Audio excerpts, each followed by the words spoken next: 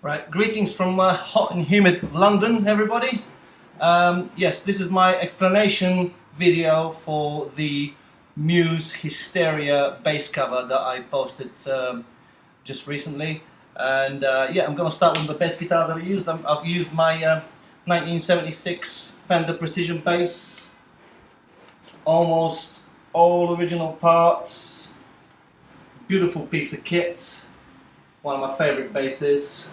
I'm going to start and probably finish with it, telling you that I use flat strings on this bass, and flat strings really work with P basses really well. They do a great job.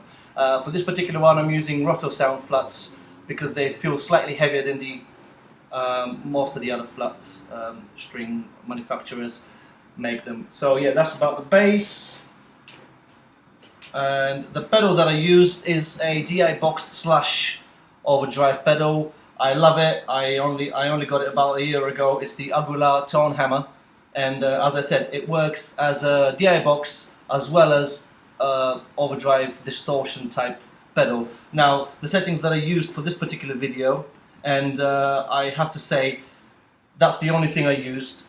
It went straight from my pedal into the audio interface and into my digital audio software.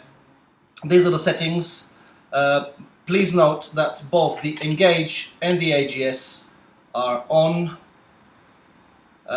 If you didn't have the AGS on, it will not make that distorted sound. It will pretty much act as a EQ and a slight saturation overdrive.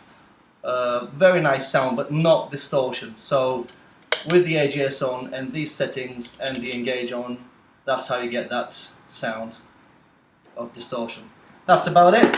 Don't forget to comment and subscribe if you want. Alright.